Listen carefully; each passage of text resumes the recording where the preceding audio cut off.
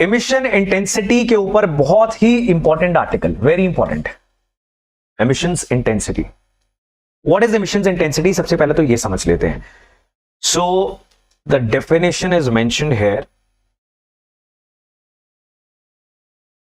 Alright, so this is emissions intensity refers to the amount of greenhouse gases emitted per unit of activity। यानी अगर आप steel produce कर रहे हो, aluminium produce कर रहे हो, आप थर्मल पावर प्लांट चला रहे हो, तो एक यूनिट ऑफ स्टील प्रोड्यूस करने में कितनी कार्बन एमिट हो रही है, that is known as carbon emissions intensity. Right, दो टर्म्स ही होती हैं, एक होती है कार्बन एमिशन, एक होती है एमिशन इंटेंसिटी। हमने अपने नेशनली डिटरमिन्ड कॉन्ट्रीब्यूशंस, जो कि सारी दुनिया के वो गोल्स हैं जो देश ने खुद बताए हैं कि ग्लोबल वार्मिंग की फाइट के खिलाफ हम नेशनली कुछ डिटरमिन कर चुके हैं, वो कंट्रीब्यूट करेंगे, ये हमारा योगदान होगा ग्लोबल वार्मिंग के खिलाफ। उसमें इंडिया का एमिशंस इंटेंसिटी को लेकर क्या योगदान है?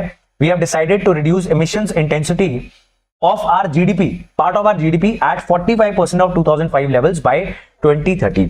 सो 2030 तक 2005 के मुकाबले जो एमिशंस इंटेंसिटी थी उसमें 45% गिरावट अचीव करेंगे। कैसे करेंगे? कार्बन ट्रेडिंग के जरिए करेंगे। कैसे करेंगे?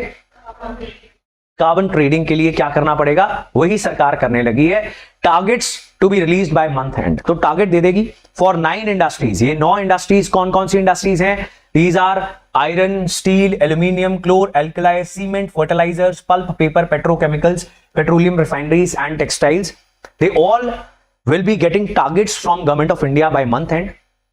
अगर उससे ज्यादा कार्बन एमिट करेंगे तो इनको खरीदना पड़ेगा किसी ऐसे व्यक्ति से जिसने प्रोवाइडेड टारगेट से कम कार्बन डाइऑक्साइड एमिट की होगी। कार्बन ट्रेडिंग तो ऐसी हो पाएगी ना?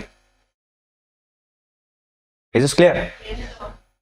So now Government of India is progressing towards implementation of carbon trading in India by releasing these targets.